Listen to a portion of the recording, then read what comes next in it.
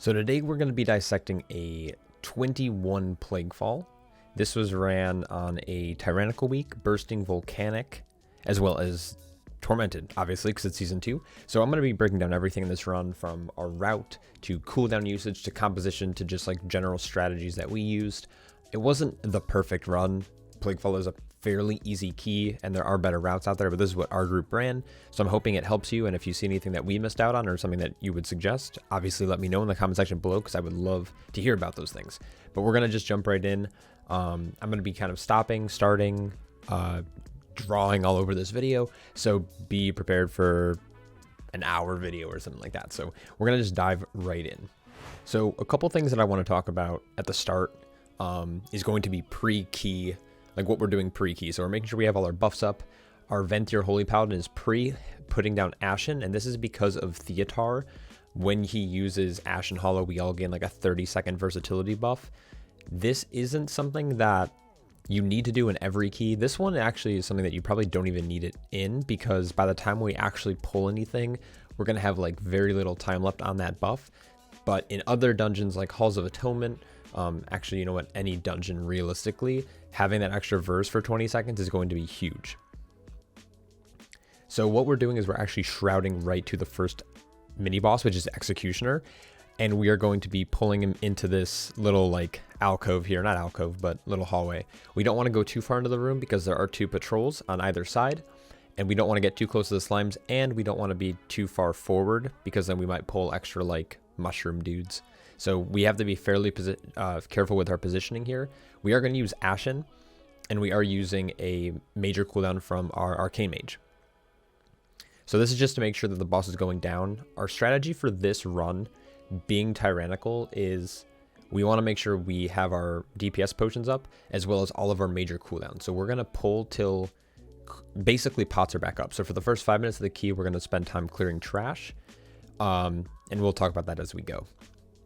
So what we're going to do, it's bursting week, so we're not going to pull the full room when it comes to slimes, but this is where I'm going to commit Incarnation as a cooldown, and we're also going to be popping things like Zuen, True Shadow Aura, Mini Burn on these mobs. So when it comes to composition, we're running Arcane Mage, Holy Paladin, Venthyr Holy Paladin, we're running Windwalker Monk, who's a Necrolord, and then we're running a Kyrian Marksman Hunter.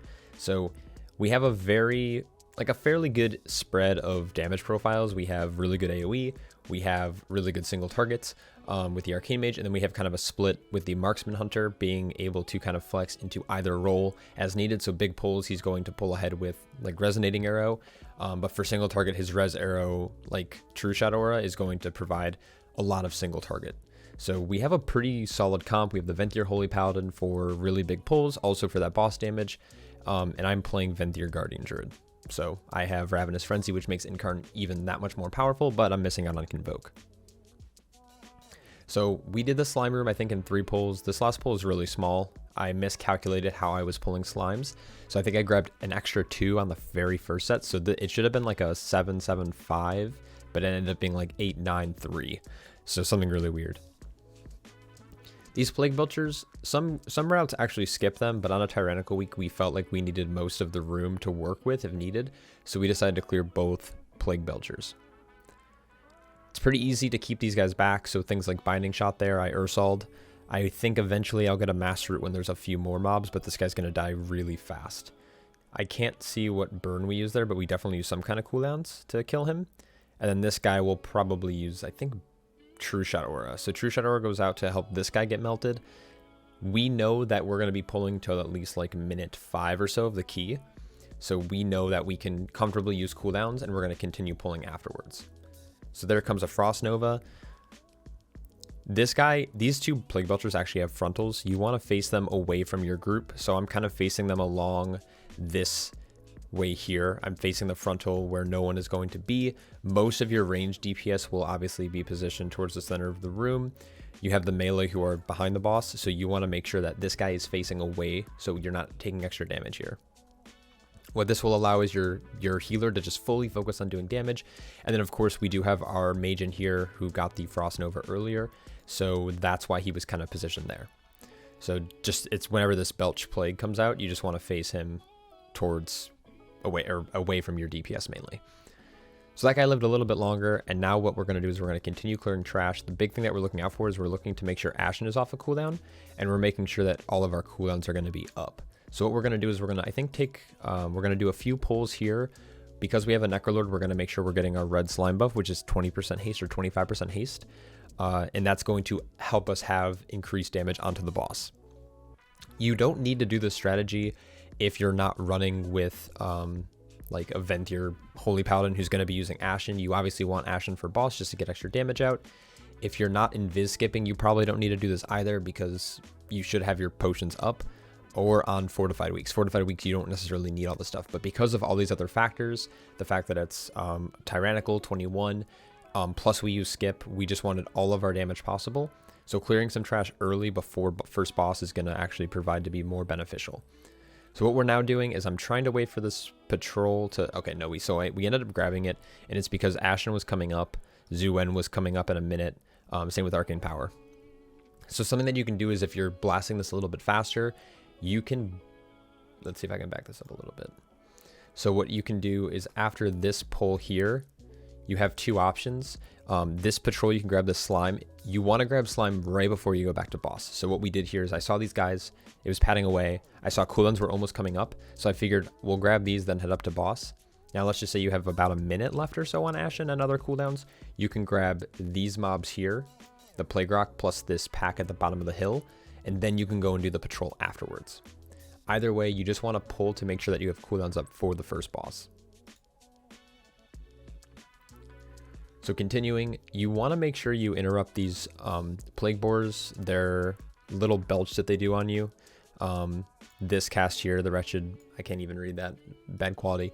This will do a lot of damage to the tank. You can interrupt this with things like Leg Sweep, stuns, you can roar this as well. I don't think I end up roaring it. So they go on you, they apply a slow, which can be dispelled if you miss it, but the worst part is it does a lot of damage, so on like Fortified Weeks, it can be pretty scary. Once you interrupt it once though, it shouldn't cast again until it comes back off of cooldown for the mob, so you should be able to comfortably like roar and then maybe get a stun on the second set, and then make sure you're just kicking. Outside of that, this is a really easy pull. We're holding most of our cooldowns. I think we use Rezero here just for the minute, assuming that it's going to be back up for boss. And then as soon as this dies, we're going to Fleshcraft to make sure that we're getting the buff, and then we are going back to boss. I'm casting a Wild Growth there just to help the group get topped. After bursting pulls, sometimes some healers heal worse outside of combat, things like Disc Priest and Holy Paladins, because they're not able to generate Holy Power, or they're not able to hit targets to get atonement healing. So as a Guardian running Resto Affinity, I typically will try to help heal there. So we pull, Ashen goes down, every cooldown is being used. Arcane Power is going to be up in a little bit, and same with Zuen, but we ended up hearing on pull just to make sure that we were getting it on cooldown when we needed to, plus it would still be up for the cooldowns. This boss is pretty straightforward. Essentially, you get knocked back, you want to then be in melee range for the slime wave so you can dodge it easier. Whenever there is a frontal cone ability, so let's just say this is his frontal cone, right? His slime wave. If you're back here, the distance that you have to travel to get out of this cone is going to be much more than if you're in melee. So even if you're a range player, being in melee is going to be a better bet because then you can just simply sidestep it. For a mage with like Rune of Power, for example, really good if you're running like Night Fae, the Naya buff that's on the floor. You want to try to be in that. So being in melee on this boss in particular is really good. So what happened here was I Door of Shadows over to this side as the ads were spawning. We're going to get a CC, I think a paralysis to start on the big ad. And the reason I'm dragging him over to this side is because we're going to try to group up the ads a little bit easier. So when the mobs spawn from him, they spawn on the opposite side. So if he's here, the boss is here, the mobs are going to spawn 1, 2, 3, and they're going to obviously make a direct path towards the boss. The reason I'm moving him over here is because it lines up these mobs a little bit better to help them get grouped faster. It also helps with like Ursol's Vortex. If I Ursol's when the boss is in its original position, the Ursols will have to be dropped a lot closer to the boss, which risks a mob hitting him. So the main reason you kite is to buy yourself a little bit of time on this far mob and to help get them more in a straight line towards boss. So this is where you can get like a Ring of Frost, a Frost Nova, a Ring of Peace that will quickly stack up the ads. I can't remember if this time, so it looks like this time we actually decided to kill the first set of ads. We could CC them, but we ran a 21 earlier as well, and we didn't CC, and it was kind of a clusterfuck because Master Root doesn't perfectly line up. What's going to happen next time is I am going to have a Master Root available. I'm going to just Master Root the ads so we can just focus and tunnel. So just, it's the same thing. He's going to do knockback into a slime wave, into another knockback, into a slime wave, into an ad set spawn. Really, really straightforward boss. They did nerf his health pool, so this guy should be easier to get down on Tyrannical weeks for a lot of groups. You just want to make sure you're bringing a lot of single target damage to this. And that's why, again, that's why we held cooldowns, or we pulled until we had cooldowns up, because we wanted people to really optimize their damage here. So soon we're going to get our second ad set. So the big slimes will always spawn right next to him. And again, like I said, the small slimes will always spawn on the opposite side. So they're going to be over here. It's going to be 1, 2, 3. I can't really click off the screen.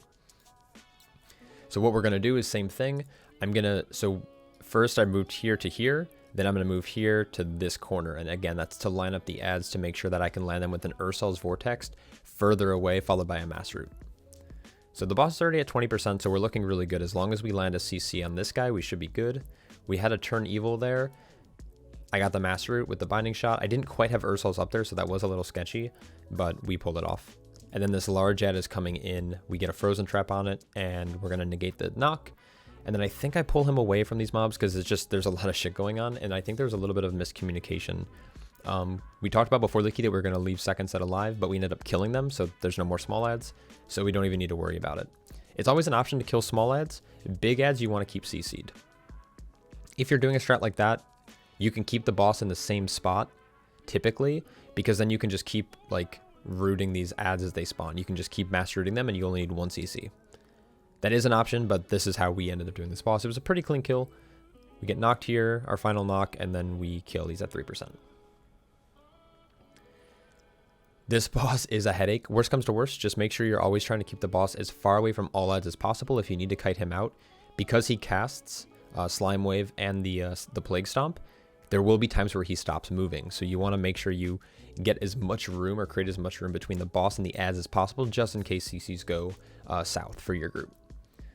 So what we're doing here is we have True Shot and Res Arrow from the Hunter. We have Arcane Power and Zuen's coming up. So what I'm going to do here is we're going to try to, I'm going to pull something and we're going to commit a cooldown here, and then we're going to commit a cooldown in the next pull. So the Plague Rock is becoming more popular to pull. Not that it's like easy, it's just with how the route is now with skipping so much at the start, you kind of need the extra percent. The only thing you have to pay attention for is this Wing Buffet. It'll be a giant AoE knock in front of the target. It has like a weird, it's like its wingspan. It's kind of unique. It's not like a frontal cone. It's like a frontal, but it's wide. All you have to do is simply sidestep it. Your melee have to mainly be paying attention. It'll always be at the tank. So if you see here, I'm marked with blue. This is so the melee or all DPS kind of know where I'm standing. And all I have to know is, okay, don't be on top of the blue marker. We use blue because it's just easier to see, like in most dungeons. I don't think there's a dungeon where blue's like difficult. Maybe like the other side or mists. But for the most part, like blue's, it contrasts with a lot of dungeons. It contrasts with the red, it contrasts with the green. So that's why we end up doing that. So I noticed we held Zuen here. Zuen, by itself, not counting even like Bone Dust Brew and Storm Earth Fire, is that it does so much damage. We also have a barrel here, so I ended up pulling in the corrosive, these slimes to make sure that we kill them with barrel, and then we can use this next barrel for something else. Preferably like this patrol that you see up in this corner. We will pull this on the barrel, get extra damage. These barrels are where most of your damage, not most of your damage, but a good chunk of your damage is going to come from. So you just want to be ready for that. I also have Incarnation here, which is going to make me incredibly tanky. I'm doing 11k HPS on top of also 20k DPS on this pull. Dispels are a very important factor for this. So if you are a disease dispel class, druids cannot, but if you have a monk in your group or a priest or a paladin, they can dispel these diseases, and it does so much damage. So you want to make sure you're utilizing your dispels as often as possible. Even if you're a DPS, if someone's at 2 or 3 stacks, dispel them. They will die if they aren't dispelled. So next we're pulling in this patrol. This patrol is kind of weird. If you had major cooldowns, If you had major cooldowns, you would, you could pull this into like these slimes up here. It's just a scary pull because there's damage reduction from the congealed slime. And with that, it's harder to hold threat as a tank, especially a bear. If there's a damage reduction cooldown or a damage reduction ability in the group that you're pulling. So I try to avoid doing that most of the time. And actually, it looks like we never even used Zuen, so I don't know why he was sitting on cooldown so much. So it must have just been Incarn that carried that last pull. So ignore what I just said already. So now, because we have Arcane Power, we have Zuen, we have True Shot, these are DPS cooldowns that I'm paying attention to. On top of, we have Ashen, we have Bone Dust, and we have Res Arrow. I know that our guys are just ready to go. The only problem with this next pull is going to be I don't have Incarnation. And because I don't have Incarnation, I'm not going to be able to generate as much threat as fast and maintain it. So what we're doing here is we're doing a massive pull. This is pretty scary with bursting, but if you have ways to drop bursting stacks, it's really, really good. So we have Sack that goes out on me now. This is a scary pull without Incarn, like I said. So Sack onto me was a good call by our healer. And then I have Barkskin rolling as well. So Diffuse Magic, Turtle, Ice Block can all drop stacks. So the healer would just have to dispel himself, and then I shouldn't die to bursting. Guardian Druids are really, really strong right now. It's actually ridiculous. It'll first have to eat through your Thrash shields, and then even after the pull goes down, you'll typically have a charge or two of Frenzied Regen, which should counter how much damage bursting is going to do to you. So this pull was not too scary at all. And we also, in higher keys, it's really easy to stagger the bursting stacks, so you can get to 4 and then stop DPS for a second or two, and then start DPSing again, and your stacks will never really go above like 4 unless you're really trying. So last but not least, we're just pulling these slimes back onto this barrel. Free percent here. The canister does a lot of damage. When it blows up, it's uncapped, so it will hit every mob and ally that's inside of this. So if you're inside of it, you're also going to take the damage, which is not good. And I don't think we commit too many big cooldowns here. So I think we're just committing like things like Res Arrow. Bone Dust Brew got popped as well. Because after this, we're going into the second mini boss, which I think is Sagadon. It was Sagadon this week. So pretty easy. But this Dispel, again, this disease is chewing away at my health, so I need a Dispel, but I'm waiting for our Paladin or Monk to Dispel me. Alright, so Sagadon here, there is an option where you could... There are the like little... plague borers inside the gauntlet that still explode and do damage. You could pull this into Sagadon if you wanted to, but you don't have to as long as you don't activate the gauntlet. I don't like doing it with Sagadon because of his tendency to grip the tank in, and then his tendency to grip everyone in. Can get really scary if you pull the plague borers at the wrong time, because right when you get gripped, the bomb could be going off. And then it's a waste of time. Like, it's like, okay, the bomb is either going to miss Sagadon or it's going to hit your entire group and kill everyone. So I do that strategy when it's Oros. I think this guy switches out with Oros, but on this week in particular, just do him as it is. Sagadon's really easy. You could skip this guy as well. Not a hard boss to skip. Taking extra physical damage on the last boss is like 0 to none. The boss rarely melees. The only thing that's scary in the last boss is if you get meleeed by an additional ad that spawns. But typically you either kill them or tank gets aggro, and it's not a big deal. This guy's really slow. I'm gonna see if I can fast forward a little bit. Also, the video is playing at like 75% speed. All right, so for this dungeon, there are 2 schools of thought, or trains of thought, I guess. You could take Stoneward. Stoneward is going to provide, obviously, like really good damage absorption over the course of a key, but there's a lot of magical damage that you're going to take as a tank that taking the Broken Mirror could actually provide to be beneficial. Oh, this slime tentacle somehow got pulled. Let me see if I can back this up a little bit. So while we were here, this Storm Earth Fire mob like ran out and pulled this tentacle. We have no idea how or why, but it was annoying. So the Broken Mirror you could take. It's really good for last boss. It's really good for if you can't dispel the poison debuff on third boss on Domina Venomblade. So there is a way to warrant taking the Broken Mirror. So we have to kill the slime tentacle by itself, which feels bad. We also missed out on 1 round of these plague borers. They died right here. which is bad. You want to try to maximize your plague boars because you're limited. Essentially what you want is if you can, you want one set to be used on the mini boss, one set on this tentacle, one set on this tentacle, and then you can get one set on this guy. And that would be like the best case scenario. If you miss a set, it's not a big deal. If you can, as long as you get one on this last dude, you're pretty much set. So we're going to pull them in here. I'm going to kind of tank them in the water.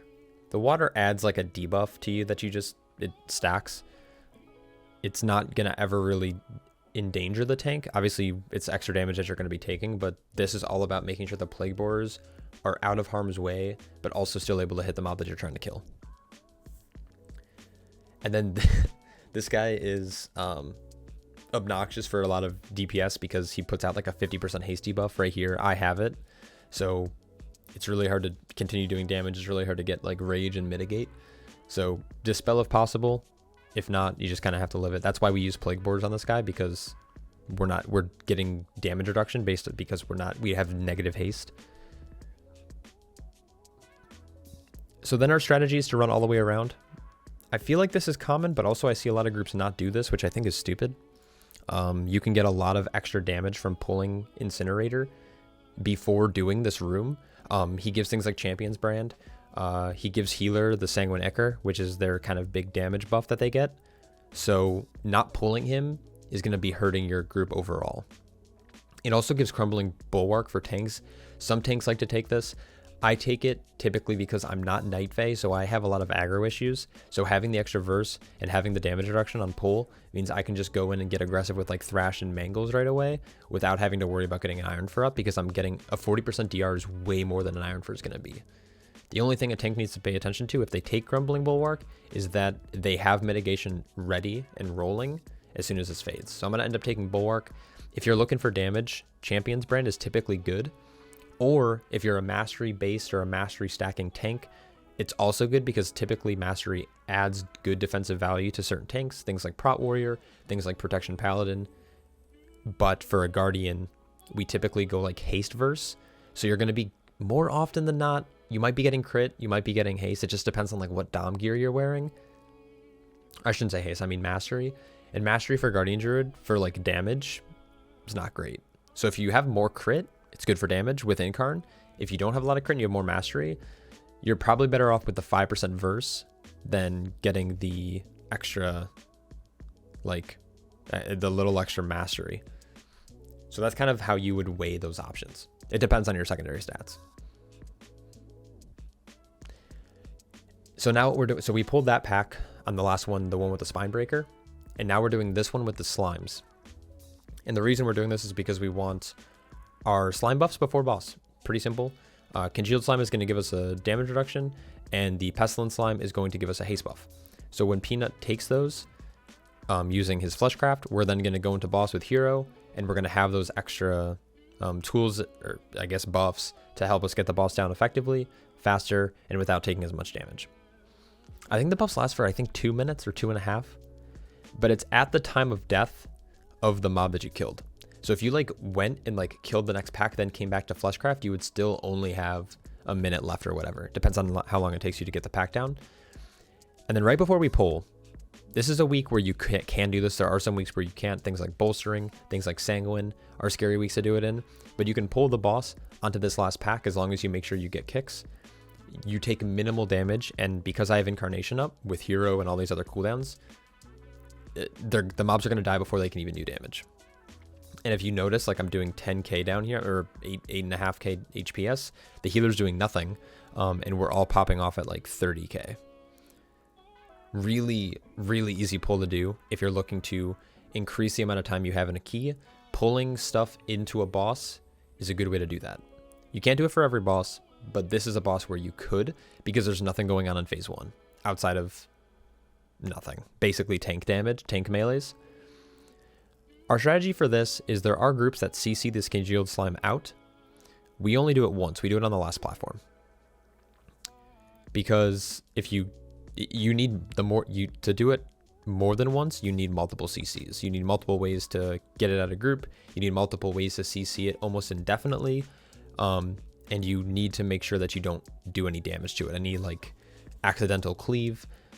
So we just play it safe. We kill bomb, then we kill congealed, and then we focus boss. And then the last platform, we CC congealed out, and we finish off the boss. Pretty easy.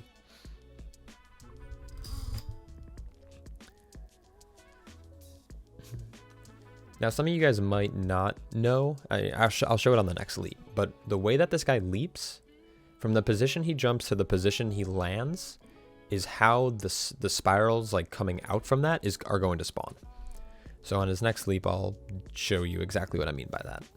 It's kind of hard to figure out. I still see a lot of people like in pugs get hit by it. It's not too difficult to understand if you like are paying attention to where he's positioned. And those kind of things are going to allow the healer to just be able to do damage and not have to worry about healing people. And the more damage your healer can do, the quicker you're going to get keys done. So Ashen goes down here. Slime comes out. Because Ashen is down though, it's going to break whatever CC we throw on this. So it was just a little bit of a miscalculation. Typically we use Ashen on pull to get extra damage out, but because of our pacing, it was just not up. Oh, so here we go. So he jumped. Actually, I should probably just back this up a little bit. All right, so let's see. Yeah, and if you were going to throw down Ashen here, you should probably throw it back in like this corner, because then the radius will like be cut off here. It'll still do damage to bomb. I can pull the boss into it, but the congealed slime can then get knocked out and then CC'd. So here is the leap. So this leap, so he was on boss, right? He's landing here. So essentially how it's going to work is wherever, based on this position, he's going to send out lines front of him, behind him, and then to either side. So the lines should look like this. We'll see if that actually like plays out. So just like that. So you have to kind of look where he's jumping from to where he's landing. So the lines, of course, are going to be in this like plus formation, front, back, and both sides. Pretty easy to dodge. If you're paying attention to where he's leaping from, you can easily calculate where you need to reposition yourself before he even lands, which for range DPS is really good. Melee just obviously don't want to be where he's about to land. So because the CC broke on the congealed slime, we're just going to kill it. What normally happens is as soon as it spawns, we Ring of Peace into a mass root. Other things in this comp that could CC the mob out, we have Paralysis, we have Turn Evil from our Paladin, and we have Frozen Trap from our Hunter. So we have tons of CCs to keep this mob positioned away from the group, to keep it occupied. But because it broke with Ashen, there's nothing we could have CC'd. Even Turn Evil is immune to breaking through holy damage, but Venthyr, like Ashen Hollow is Shadow, so we couldn't even like Turn Evil it. And the reason why Congealed Slime is scary is if you saw my health dip a little bit ago, the like Withering Filth or whatever it's called, on top of the Tank Buster from this guy, the Slime Injection, those two typically overlap at the same time, and it's a ton of damage. So if you're not prepared for it with like a big defensive, it could one-shot your tank on a high Tyrannical key. So part of me wasn't ready for it because I normally don't. I normally have it CC'd out, but Survival Instincts will do the job. Barkskin will do the job. Having a nice fat scale will do the job.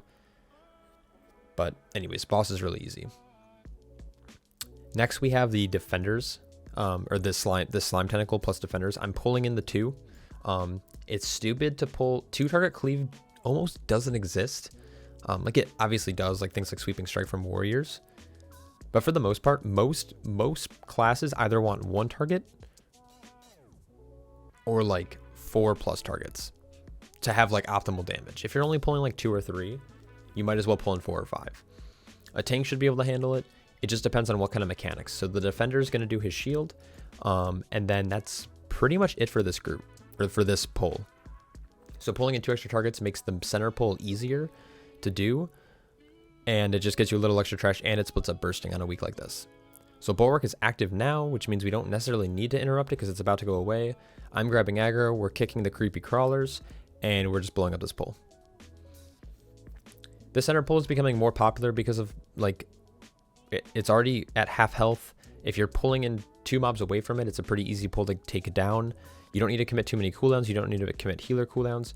On Tyrannical weeks, on Fortified weeks, you could commit a cooldown to it. which makes it feel a little bit better. If you skip around, you're only pulling like 2 targets at a time. And again, like I just said, it's not effective. So we pulled an extra slime tentacle earlier, and that's why we aren't pulling these 2. You typically would pull this defender and slime into this mini boss, whether it's Oros or whether it's Mr. Sagadan. Because we pulled the extra slime though, we're just gonna do single target here. I don't remember if we use any cooldowns to get this guy down. I don't think so. Man, I'm tired. But we could have probably used cooldowns. Because like the next pull, we're just going to do the ambusher by itself. Ambusher is still really scary by like even on its own, let alone in a group. So doubling it up, having 2 ambushers active is really scary to do. You could skip it, but that leaves a chance that you're going to pull it during boss. Which I guess, I don't know. That probably won't work. You probably can't pull it during boss. Oros, even with the nerfs, is still one of the more dangerous mini boss mobs. He does a lot of damage. Yeah, this is me double checking how much a slime tentacle is worth and making sure that I'm not like skipping trash. So a slime tentacle is worth a little bit more than the defender in the slime. So we're going to be at 100% regardless. Is what I was doing there. But Oros is definitely the more difficult mob. So committing a cooldown to him or 2 isn't the worst idea. So we probably should have there. Now looking back, we probably could have done like a true shot res arrow, or maybe a bone dust Zuen, but getting those mobs down really quick is going to help you succeed. Oros is a little bit more difficult to skip. You could skip him though. You just have to be ready in the last phase or in the intermissions during last boss on Margrave that you get to the right spot during tentacle slams. Because if you're slow, you're obviously going to die. It's much easier to skip Sagadan. So once the ambusher goes down, we're going to commit some big cooldowns to this next pull. If you can kill the defender as soon as possible, that's going to yield probably the best result, because he does a 90% damage reduction on other mobs. You just want to make sure you interrupt there, so we always have Roar, and then I think we're pumping an arcane power into him, so he's going to just get annihilated. Blinding light on the mobs to make sure they don't leap. An option with these stealthlings is if you're running Guardian or Resto Affinity, you can Ursal's Vortex right before they leap, and as long as they don't contact the player that they're leaping to before they leave the circle, they'll get sucked back midair and they won't do any damage. I tried pulling these mobs into the Ashen, and Para just got all the aggros so fast.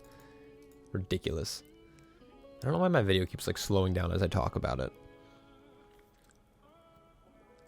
Try to keep this pull stacked if you can. I did a really bad job here. The sniper is like out a little bit, and then I keep like running all over the place for stealthlings, so the mobs are jumping all over the place. Just overall really bad. We roar there to make sure we get interrupt.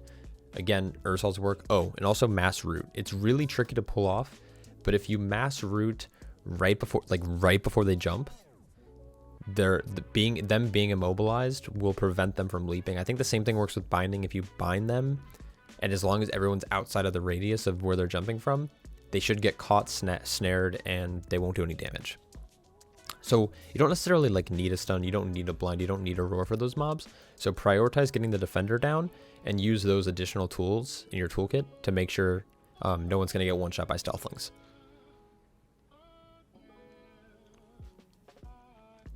Pull goes down where 83%, 82.5 is like perfect. Like I would say like it's like, I think it's 82.83 is what you need going down if you're pulling slimes. If you don't have a Necrolord and you're not pulling slimes, you're going to want to pull additional trash till I think about 86, because each slime is worth like 1%. I'd have to double check the route, but because we have a Necrolord, we're going to clear the rest of the trash, go back for the slimes, get the Necrolord buff, and then have that for boss. Necrolord buff will carry us for the first phase, and then we'll hero second phase. So it's weird because I'm talking about the fourth boss before the third's even dead. But this boss is pretty straightforward. I've already done a guide on this one too. Nothing much has changed outside of like you can't use mirror images anymore to get the mobs out. But regardless, you just make sure you stay stacked. When this cytotoxic slash comes out, you want to dispel it as a tank. Or if you're a healer, you want to dispel your tank. Things like warriors. I think warriors can spell reflect, but things like vengeance demon hunters, prot warriors can't dispel this. Or blood decays. So you want to make sure you get a dispel. If not, they're just going to be taking more nature damage, which means they can't really dodge or avoid nature damage. It's not blockable. So just want to be ready for that. So Cytotoxic comes out. I dispel myself as a guardian, pretty easy. And it's just this little dance. One person gets out. I typically try to move to wherever the most amount of mobs are going to be. So you'll see here on this next spawn how I move. So I typically will look to see where they're spawning at. I might precast the Door of Shadows. I'm going to then start making my way back towards where all the mobs are grouped and break out this last one. DPS can and should break out mobs, but it's important that if you're a DPS player that you get back to the group so your tank can pick up aggro. Because if you like stay out and try to like run from them, it's going to be pretty difficult to get them stacked. And obviously if mobs are stacked, DPS can cleave. You can get big AoE damage onto them. You can AoE stun with like leg sweep or roar and reduce a lot of that incoming damage. So if you're a DPS player, get them out, but get them to boss as fast as possible. So pairs running out. One thing to note is that if you are a paladin or you play with a paladin, they can bop off this shadow ambush, but just be aware that it will stun them, or it won't stun them. It'll do the damage immediately. So you want to make sure they're topped off, but it won't stun them. So you can have DPS continue like keeping up time. This is really good for like a mage, for example, who's maybe doing his like ramp. You could bop, it won't stun, it won't interrupt his rotation, but it will do the damage immediately. But really easy fight. It's such an easy dance. You shouldn't struggle too much with it.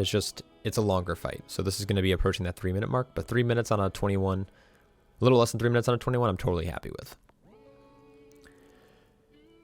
And like I said, this last area is going to be pretty easy. We're going to head down.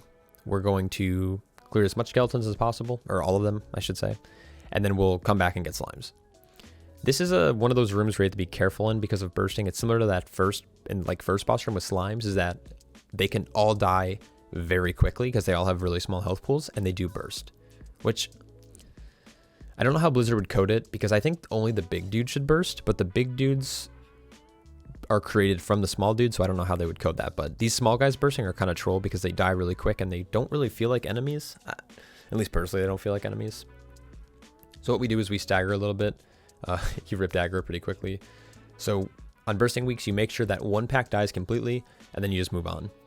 Now, of course, you could pull everything, but you have to be ready to either stop damage completely or not roll stacks or have dispels or waste to drop stacks. So things like Ice Block, things like Diffuse Magic, things like Bubble, all work. But we did I think like a 19 Plaguefall earlier in the week, and we like pulled the whole room and everything died and we all died. So just want to be careful.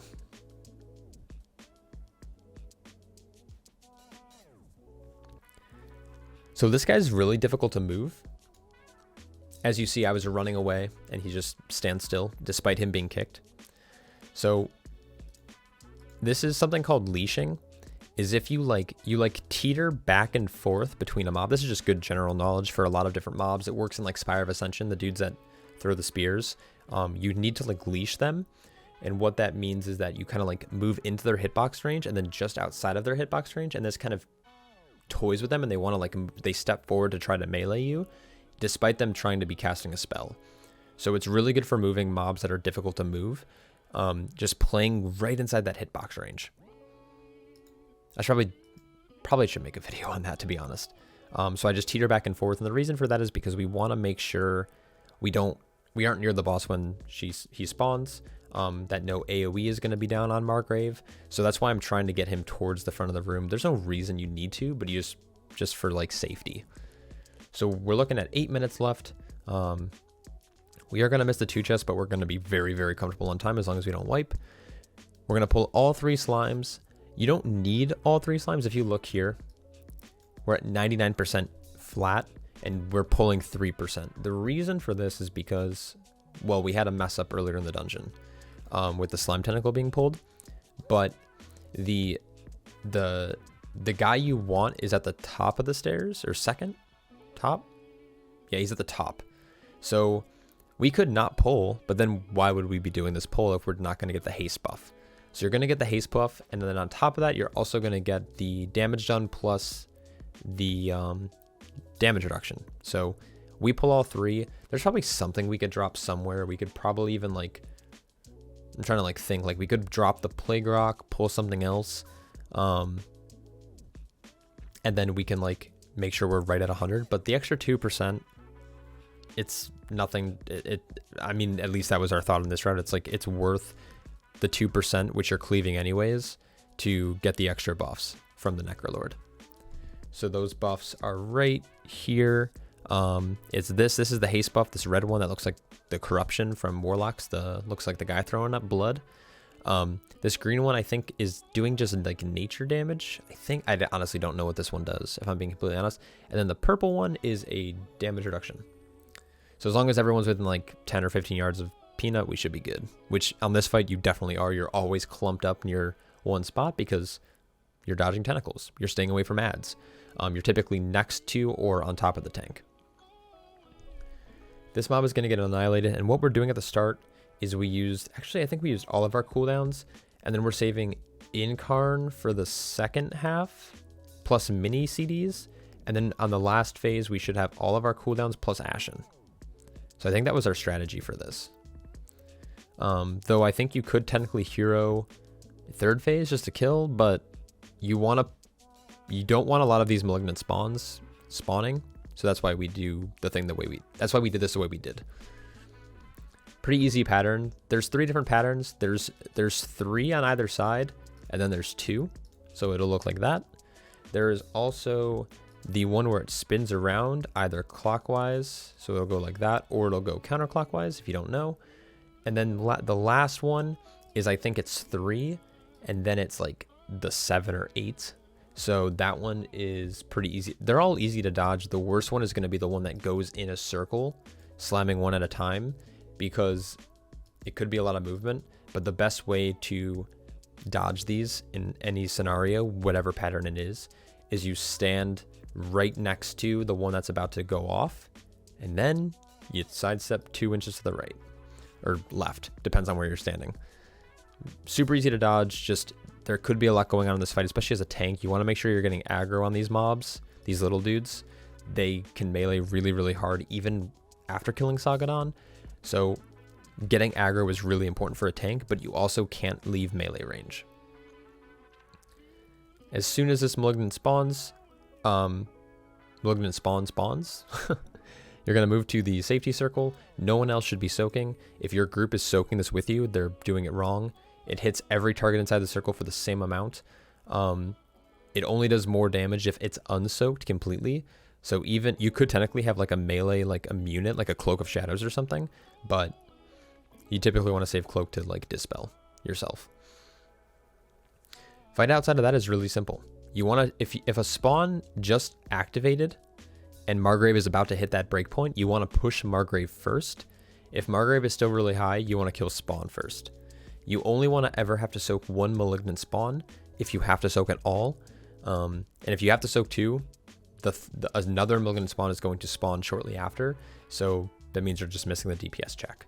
This fight has like a few hidden DPS checks that you might not be aware of until you are at the point where you're missing those checks, which I've ran plenty of keys where we missed the checks.